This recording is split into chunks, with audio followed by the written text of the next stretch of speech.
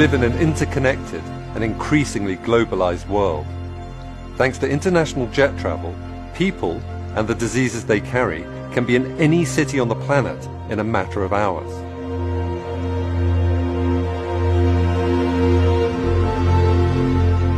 And once the virus touches down, sometimes all it takes is one sneeze to spread the infection throughout the community.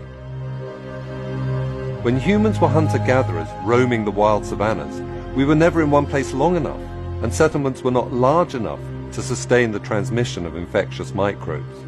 But with the advent of the agricultural revolution 10,000 years ago, and the arrival of permanent settlements in the Middle East, people began living side by side with animals, facilitating the spread of bacteria and viruses between cattle and humans. Epidemics and pandemics come in many shapes and forms. In 2010, for instance, a devastating earthquake struck Haiti, forcing thousands of people into temporary refugee camps. Within weeks, the camps had become breeding grounds for cholera, a bacteria spread by contaminated water, triggering a countrywide epidemic. But the most common cause of epidemics are viruses such as measles, influenza, and HIV. And when they go global, we call them pandemics. Pandemics have occurred throughout human history. Some have left scars on the tissue and bone of their victims, while evidence for others comes from preserved DNA. For instance, scientists have recovered DNA from the bacteria that transmits tuberculosis from the remains of ancient Egyptian mummies. And in 2011, scientists investigating a plague pit in the City of London were able to reconstruct the genome of Yersinia pestis, the bacterium responsible for the Black Death of the 14th century. It is thought the plague originated in China in around 1340, spreading west along the Silk Road, the caravan route running from Mongolia to the Crimea. In 1347, the plague reached the Mediterranean, and by 1400 it had killed in excess of 34 million Europeans, earning it the title, the Great Mortality. It was later historians who called it the Black Death. However, by far the greatest pandemic killer is influenza. Flu is constantly circulating between the southern and northern hemispheres. In North America and Europe, seasonal flus occur every autumn and winter. As the majority of children and adults will have been exposed to the virus in previous seasons, these illnesses are usually mild. However, every 20 to 40 years or so, the virus undergoes a dramatic mutation. Usually this occurs when a wild flu virus circulating in ducks and farm poultry meets a pig virus and they exchange genes. This process is known as antigenic shift and has occurred throughout human history. The first recorded pandemic occurred in 1580. The 18th and 19th centuries saw at least 6 further pandemics. In terms of mortality, none can compare with the Great Flu pandemic of 1918. The first indication of the pandemic came in the spring, when American troops in northern France began complaining of chills, headaches and fever.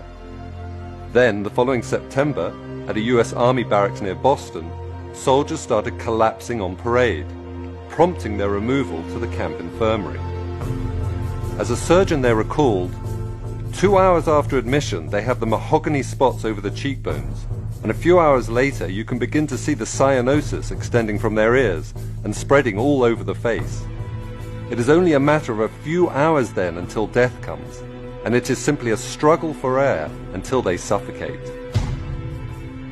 On the SS Leviathan, a huge American transport en route to Bordeaux, sick men hemorrhaged blood from their noses, turning the decks between their bunks slick with bodily fluids. Meanwhile, British soldiers returning from northern France on furlough introduced the flu to Dover and other Channel ports, from where the virus was carried by rail to London. By the time the pandemic had run its course in April 1919, an estimated 675,000 Americans and 230,000 Britons were dead. In India alone, some 10 million were killed. And worldwide, the death toll was an astonishing 50 million. But that was then. Today, planes can transport viruses to any country on the globe in a fraction of the time it took in 1918. In February 2003, for instance, a Chinese doctor arrived at the Metropole Hotel in Hong Kong feeling unwell. Unknown to him, he was harboring a new animal origin virus called SARS, short for Severe Acute Respiratory Syndrome.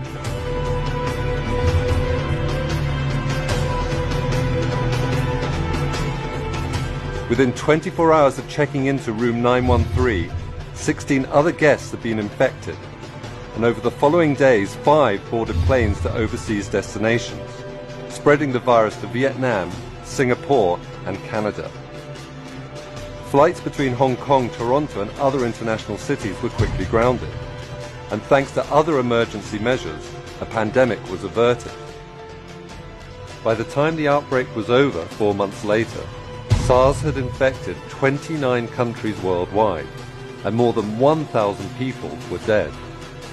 For all that the virus was rapidly contained, however, there was little that could be done about the alarming news reports carried by cable news channels and the internet.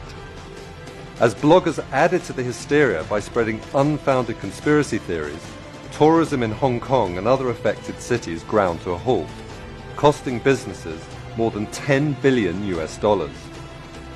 One business, however, did very well.